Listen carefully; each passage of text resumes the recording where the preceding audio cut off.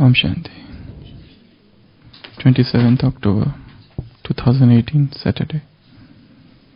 Today's blessing is, may you be a master creator and use your subtle powers for the task of establishment. Your creation is merging the expansion of science into its essence.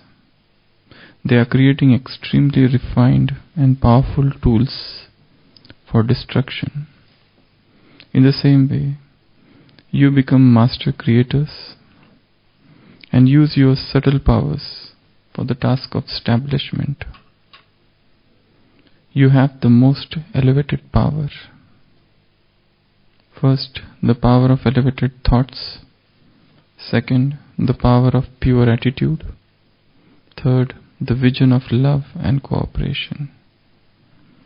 So ignite the lamp of the hopes of your clan with these subtle powers and enable souls to reach their correct destination. So Baba is telling, just as science is creating extremely refined and powerful tools for destruction, in the similar manner, you are also master creators and you use your subtle powers for the task of establishment.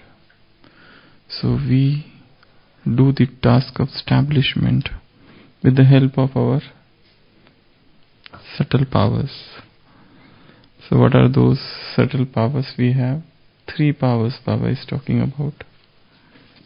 First, Sankalp. That is the power we have. Elevated thought. Second, pure attitude. Vritti, Shubha Vritti. And third, Drishti. Vision of love and cooperation, Sneha and Sahyog. So Baba is saying, with these 3 powers, you do the task of establishment. Just as science has got extremely powerful tools for destruction, you are doing construction by these 3 powers. They have subtle powers, atoms and molecules, and by those atoms and molecules, they are creating tools for destruction. So you also have got subtle powers, the most elevated powers. And these 3 powers, you ignite the lamp of hopes of your clan with these subtle powers and enable souls to reach their correct destination. So we are master creators. We are master creators. So we have to create by these 3 things. The first power is power of thought, power of attitude, and power of love and cooperation. These are the 3. Drishti, Vritti, and Sankalp. What we can do with these powers, and what are these powers? We'll come to the first power, the power of thought. We are what we think, because thoughts become words, words become actions, actions becomes habit, and habits, they become life. So everything depends on the thought. What thoughts we are creating, what sankalp we are creating within us. Thought is a cosmic energy. Thought is an electromagnetic unit. If this is an entire ocean of energy, this universe is an ocean of energy. So every brain is an electrical unit radiating energy. Every thought is a very strong cosmic energy which is radiated from this our thought, our mind. So mind is probably the most powerful tool in the world. We can do anything with the help of this mind. Impossible can become possible. The most difficult can become most easy. It is all the question of this mind and question of this sankalp. What sort of thoughts we create. And one more thing about thoughts, that there is something known as belief system. We are what our thoughts are, but also we are what our belief system is. And belief system is most of the time automatic. Like, for example, suddenly we behave in a particular manner. We have not thought that we will behave in that manner. But when that situation arises, automatically we behave in that manner. Why? Because certain pattern is already created in the brain. And they say that 99% we behave based on our belief system. What thoughts, what pattern, what things we have put into our brain.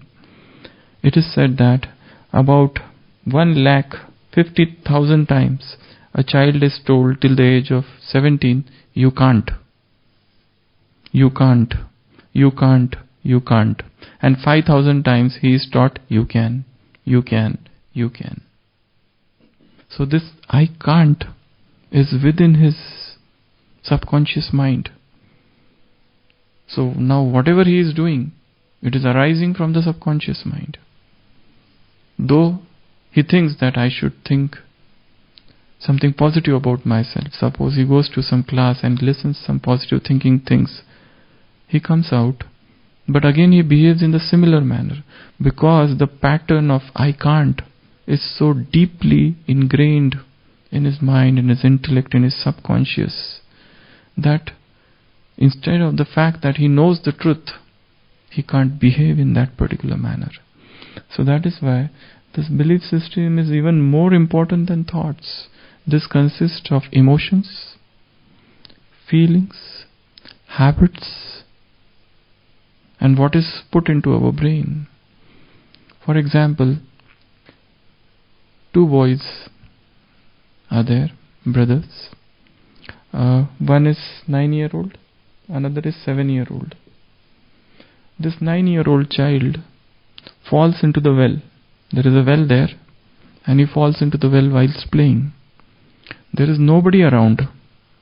Now only this 7-year-old boy is there, and he is little panicky because his brother has fallen into the well. Now he is trying to seek help, but nobody is around. Then he thinks of some ideas. He goes to the tree. He breaks those twigs and branches of the tree, make that into a rope sort of thing, and then puts that thing inside and also ties it to does everything, and somehow he pulls his brother back. Now the question is asked how he was able to do this. Just a 7-year-old child, and he got so many ideas, so many things he could think. I will do this, I will do that. In that moment of panic, he does everything, and ultimately he fetches his brother out. So psychologists say this 7-year-old boy could do this because there was nobody to tell him that you can't. That's why he could do it. If there would have been a single person around, probably he might not have been able to pull his brother out, because there was no one to tell him that you can't. So that's why he could pull him out. So it's ultimately the belief system. What are we putting into our brain throughout the day? It's not that I will behave in particular manner. One doesn't have to work on behavior. One has to work on thoughts, on feelings, on emotions, what I feel about the things. For example, there is a fear in the mind of some person, and that fear is going on from his childhood. Now, the moment he he faces that situation, that fear immediately comes unto him. There is a fear of social gathering, for example. And the moment the person is exposed to crowd, he wants to run away, shy away from that crowd. He feels restlessness within because he cannot stand the crowd. So, because that belief system has been formed deep within somewhere long back in his childhood. So, it's not working on the behavior, etiquettes or manners, that you behave this way, you behave that way. That behavior should come automatically when we train our mind, our brain. In 1960, there was one American author, Maxwell Maltz. He has written a very epoch-making book, Psycho-Cybernetics, one of the most famous books on psychology, Psycho-Cybernetics. And that book is telling most of the things which are told in the Murlis of 1970s and 1980s. The author talks about self-image. He says, he has used the word self-image. And he says, we behave as per the self-image we have created within us. We do not behave as per the instructions given to us, but we behave as per the self-image which we have created within us. And the author has talked about habits.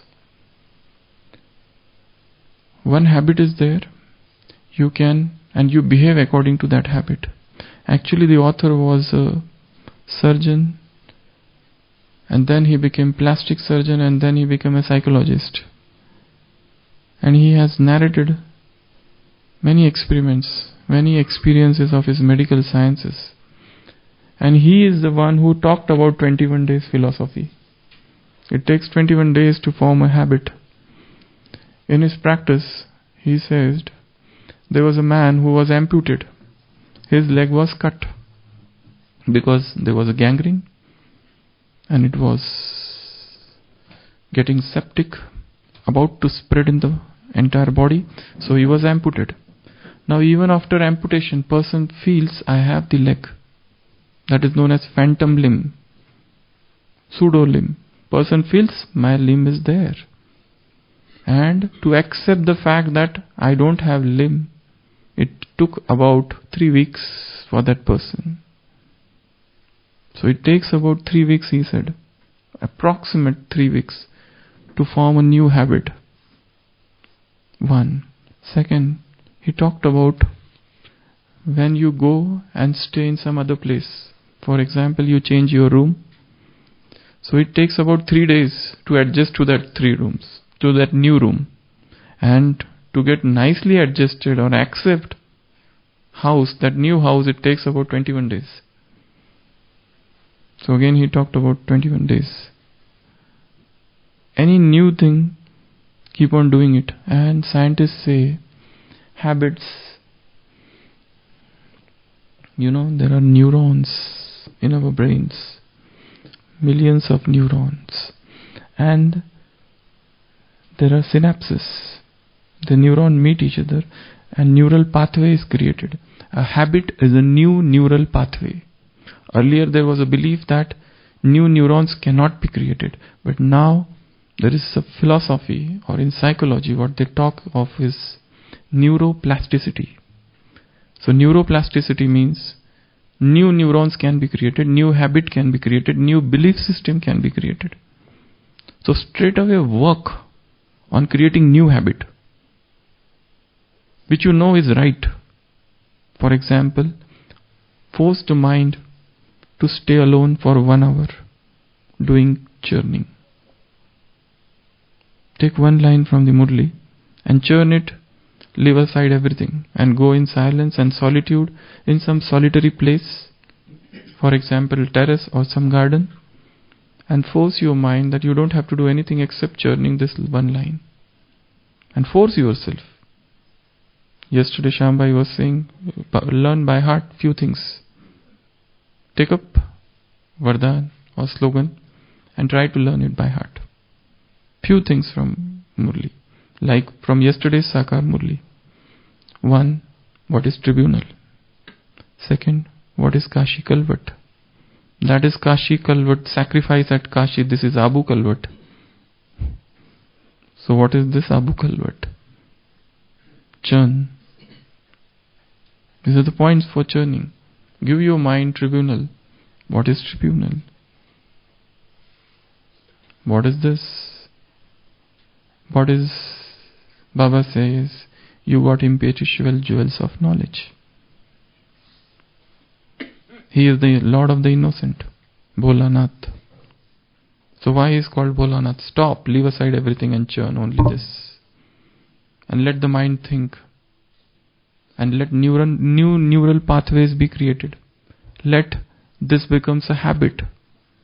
So when we learn to churn knowledge, we will also learn to churn life situations. Otherwise you can't churn life situations. One is in a very difficult situation. For example, a department is there and there is a disturbance which is going on in the department. Or one center is there, one retreat center is there, or one place is there, one office is there. And there is a great disturbance going on. And the person is in knowledge. He does Amrit Vela, he listens Murli, he churns, but he is not able to apply that knowledge to this office, to this center, to this retreat center. The disturbance is persisting as it is. There is no change in the disturbance. People are conducting conferences and doing everything. Teaching others, giving lectures, listening classes, but nothing is changing. There is a very powerful line or statement which you should note. We plan with our conscious mind. We plan with our conscious mind, but to bring that plan into action, subconscious mind does the work, does the magic. It is not the conscious mind which is putting the plan into action. It is the subconscious mind. It is the blueprint which is formed within. That is putting the things into action. And for that ignition of the subconscious mind, you need silence. You need solitude. You need churning. You need to think. One need to reflect. Go within, deep within, and sit there and churn. For example, there is a heated debate or meeting going on, and every time that meeting is there, and one person who is a yogi who enters the meeting and he is disturbed every time into the meeting, because in the meeting people discuss such things. There is no relation to Gyan and yoga, and every time he comes out of the meeting he is disturbed. Then he takes few hours to settle down. Why? It is, we cannot just brush it off as his weakness. Let him come out of it and think what was going on. What were his reactions? What were his actions? What were the matter? In silence. Then probably with that churning, you would be able to tackle those things properly. Otherwise every time the same thing will happen. So the basic thing has to be done in silence. Because thoughts become words. Words become actions. Actions becomes habit. Habits become life. So we need to create new habit. New habits. What are the new habits which are needed?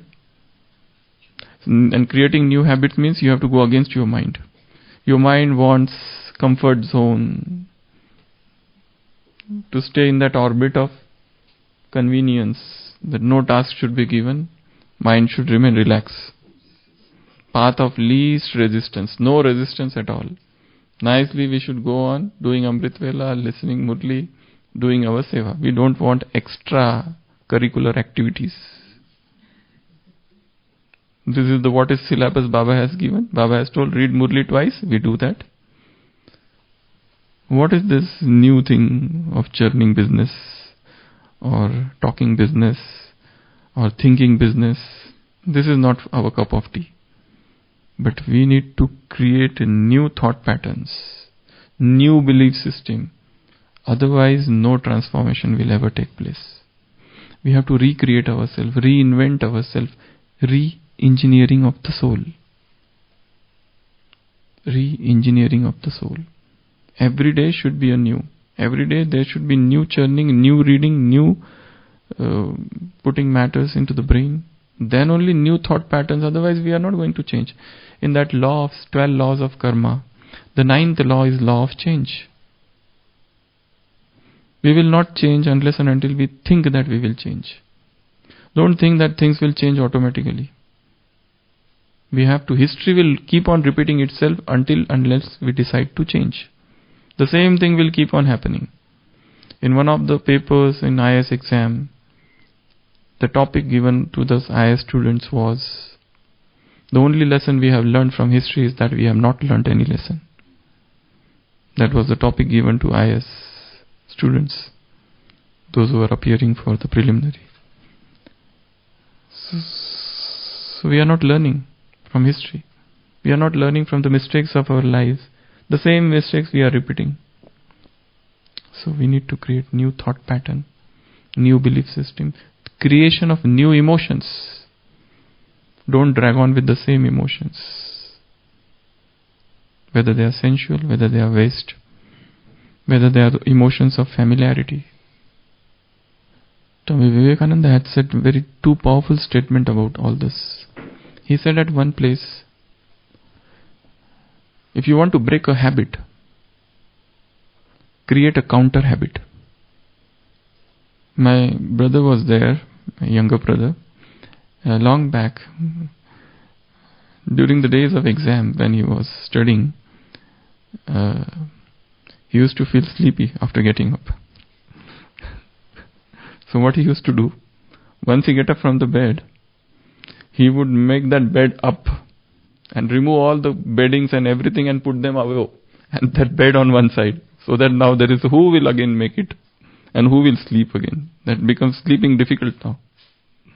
So you have to force the mind. Sometimes you have to force the mind. Create new habit, go to new places. Select new places to think, to do something. So this is the first. If you want to create if you want to break a habit, create a counter habit. New habit. And that habit is very uncomfortable. And everything will be uncomfortable. How uncomfortable we were when we first tried to ride a bike or cycle, forget bike, cycle. Cycle riding was so difficult when we decided to ride for the first time. But now it is easy and cycle is the same. Cycle has not changed. Bicycle is the same. But we have changed. Now it is very easy for us. In our medical practice, the first time a person enters into the department of surgery, his hands shake. Like this. When the surgeon gives him, hold this, just hold. Don't operate. And they are just hold. So he shakes. I remember most of the interns and we were there. We used to faint. How much to hold? We are not doing anything, just holding. For example, stomach is cut. So they will give, there is a retractor, hold the retractor so that surgeon can operate. So you keep on holding and everything moves. But later on when this person himself become a surgeon and he is very experienced surgeon, I know so many surgeons who need film songs in the OT. Without that they don't operate. All old film songs, they like that. And the film song is going on and they are nicely operating. Big surgeries, 8 hours, 10 hours. So nicely they are doing. I remember one eye surgeon was there in our hospital in somewhere. So he used to operate about 50 patients, cataract. There was a line of patients like this outside the OT.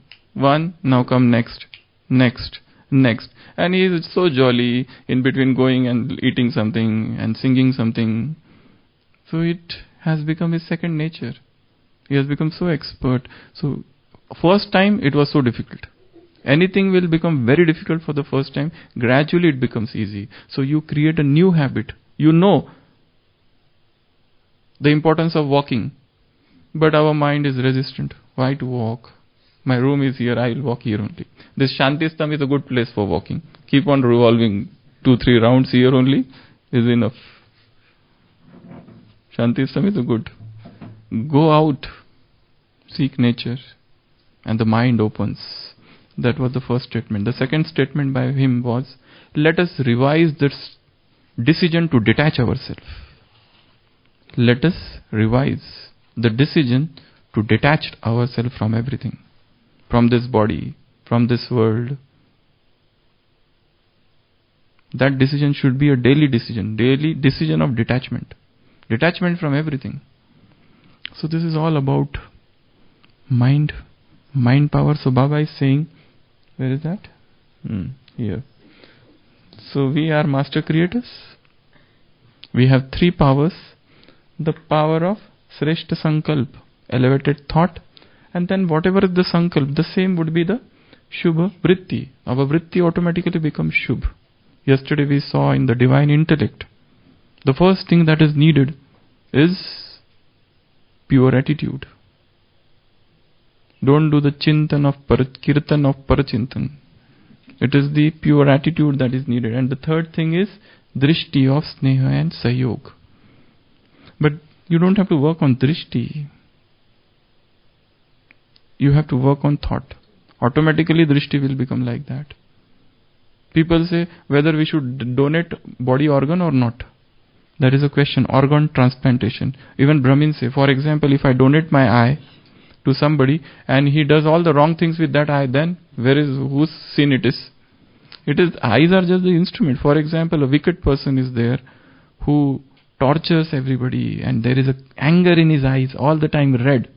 For example, he dies and he gives his eyes to somebody, and now this person who has got the eyes, he is an elevated Brahmina soul, and he is giving drishti and he is having pure thought. Eyes are same, but now everything is changed. Eyes are just the windows, they are the instruments. It is the soul that sees. So drishti depends on thoughts and vritti depends on thoughts. So work at the level of thought. Make thoughts powerful. I'll give the last example. I don't know how many of you have heard about a girl, Aisha Chaudhary. Anybody has heard? Aisha? She's a Delhi girl. She died at the age of 19. Recently in 2015 she died. She was one of the greatest motivational speaker at the age of 15. Aisha. She was born with a very rare immune deficiency disorder. At the age of 6, she underwent bone marrow transplant. And later on, she developed pulmonary fibrosis. You can hear her talks. At the age of 15, she started giving talks. Aisha. And at the age of, in 2015, she died. And she is so motivating how she is describing her life. She has to carry that oxygen cylinder. And she has even written a book at the age of 19, which was published just a day before, My Little Epiphanies, the name of the book. And they are going to produce a movie also, Hindi movie soon on this girl. So this girl is talking. You can listen her talks. How she speaks. At the age of this happened to me, but I did not give up. This happened to me, I had this taste, like this, whole brain and everything wire. I cannot talk, I cannot walk, but still I did it. I knew that I was suffering from the rarest of the disorder, but she didn't give up. Her thoughts were so powerful.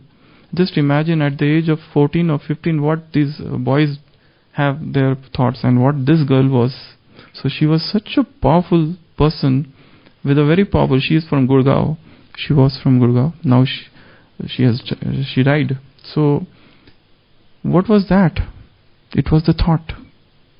Her thoughts were so powerful because she kept on reading something. At the age of this age, who thinks of writing a book? She wrote down her thoughts while she was on the bed. She had the habit of painting and writing. So, and she was also in the TED Talks at that age. So these are all how the person gets motivated on his own. on his level of thoughts. So power of thought, power of drishti, power of vritti. Om Shanti.